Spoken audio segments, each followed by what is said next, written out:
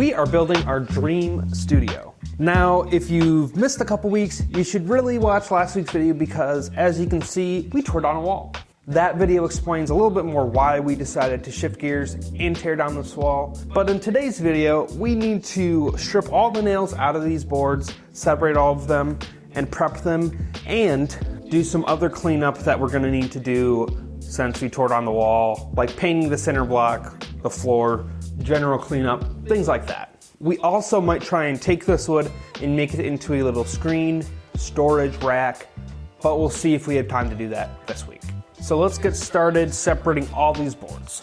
It might be a little hard to see just on video, but even with the board still kind of laying everywhere, it really opens up this whole space way more than it used to, and I'm so excited about that. I'm trying to figure out the best way to take these boards apart that's not gonna fall everywhere. Maybe I'm being naive. Might need to take this base molding off first. It's like really hard to figure out how any of these boards are connected together. I'm like fighting the urge to just tear these boards apart, but I am trying to save them as much as possible.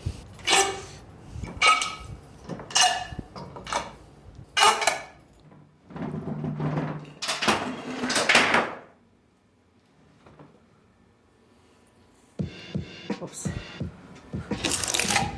Oh, jeez. This wood down here at the bottom is definitely rotted, which gives you a little hint as to why we tore down this wall. Oh, that board's free. There we go, we're getting somewhere now. We kind of just needed one board to come free, and the rest of them will kind of slot out, kind of like a puzzle. Still a lot of nails to get out though. That's splitting wood, but what can you do? There we go. Yeah, we split this end, we might be able to get something out of it, we'll see. But again, now that like that end's out, you can probably just pull this end out. So it's just in with one nail. Two. No. Yeah, like that. There we go. They nailed this boards over these nails. That's so annoying. Some of these nails are like so sunk deep into these boards, it's like kind of hard to get them out without just snapping them off. Like that. Probably the same thing with this one. See, this right here is a screw. Everything else is nails. Like, why would you do that?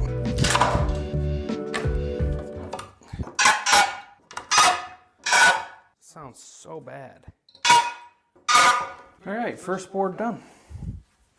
So this board was on the floor, and as you can see, it's a little rotted out, which is that's why we did all this and took all this wall out, because we knew there was a little bit of damage.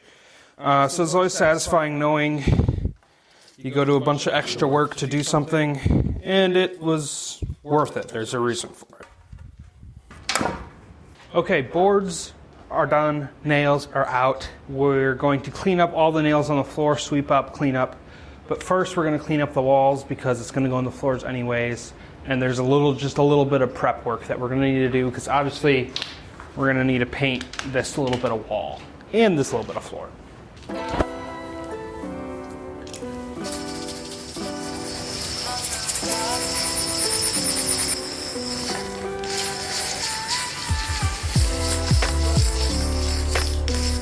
We're gonna need to clean and patch this edge too, going up to the stairs, and because we'll probably want to end up painting this bit of plywood, not plywood. We'll probably want to paint this 2x4 too, so gotta get all these nails out too. I mean, not that we want nails sticking out of here anyways, so.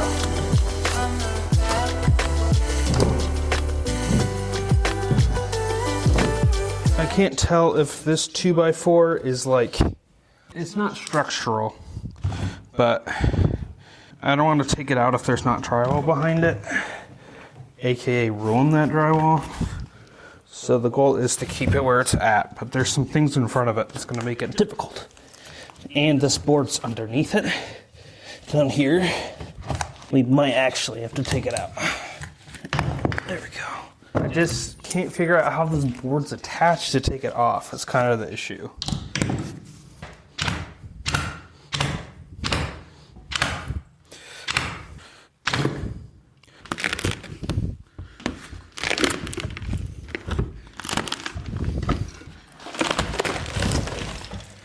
Well, this part's just gonna come off, and we're just gonna figure it out.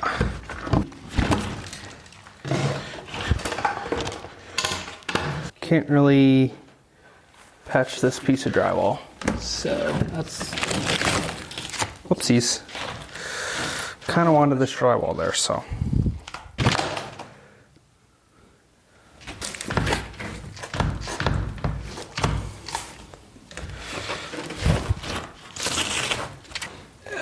Yeah, we might just have to replace this board of plywood, but it's not the end of the world.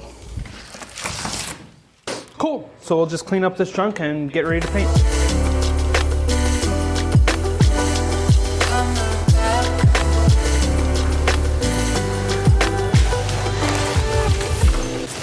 Oh my gosh, that was a complete failure.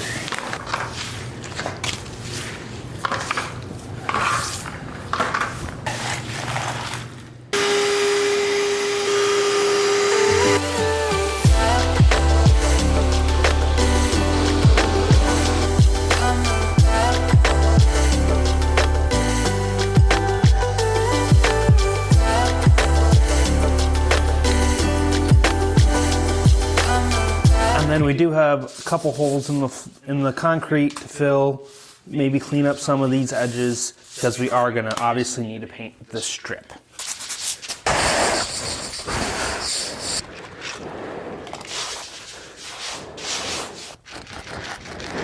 This is working better than the wire brush,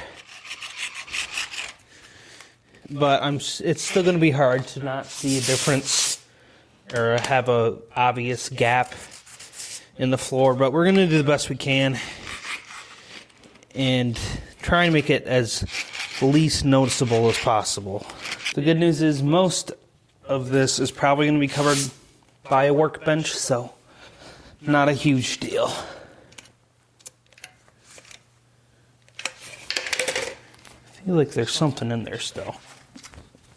Yep, perfect.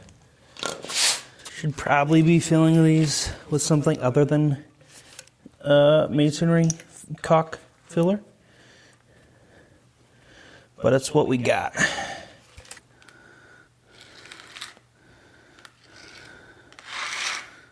Oh, that actually looks like a perfect line. If we just feather out back here, nice. As I say as I go and screw it up more. I shouldn't have touched it. There's still a couple gaps that I'm trying to avoid. Ooh, nailed it on the first try.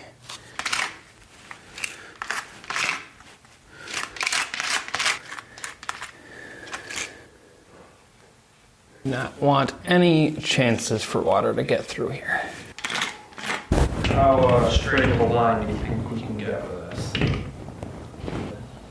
Oh my gosh. What am I thinking?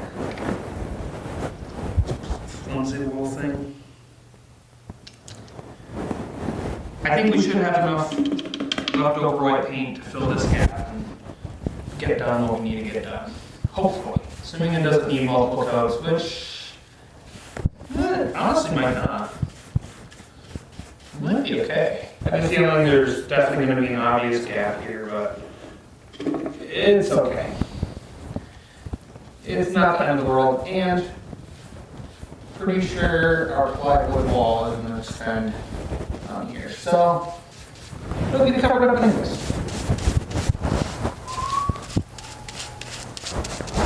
There's also a couple spots on the floor where we spilled Plastisol ink that I'm really hoping with some press wash is going to come up. Otherwise, we'll just have to paint over it. A little bit. That might work. It's probably fine to paint over this. I just really don't feel like dealing with if paint decides to not play well with plasticine. And it looks like it's really not damaging the paint, which is honestly shocking.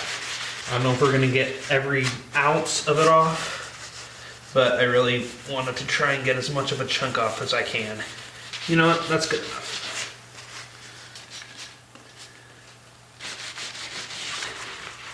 This is not gonna be the last time we spill ink on these floors. So we're gonna need to come up with a solution that's gonna make them easy to clean. That's not gonna take off the paint.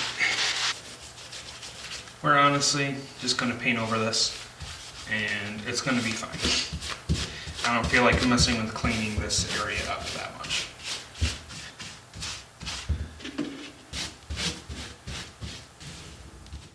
All right, we did a second coat. Now it is time to once again paint the floors. Unfortunately, we did have to get a whole brand new gallon of paint because we ran out. So there's another $40. Honestly though, it kind of worked out because right now there's a lot of spots we need to patch up. And I know there's going to be spots in the future that we're going to need to patch up, which does make me a little worried that this floor, aka paint, is going to be a little hard to clean. So we will have some extra paint to touch up spots in the future, but I would like to avoid having to do that, if that makes sense. Like especially right here where our chair was, that is going to need some touch-ups. The spots where we spilled screen printing ink. And it honestly happened so fast, which is why I'm worried. But that being said, we're just going to do a general swath of kind of everywhere, get a good coverage of everything, and get everything a little bit of an extra coat, especially the areas we already talked about.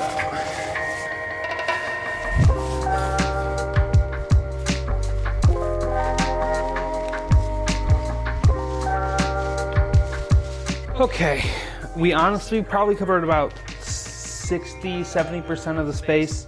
There's probably going to be a couple spots that need touch-ups, especially the spots that we haven't painted at all yet. And honestly, this concrete floor only got one coat of paint, right? Yeah.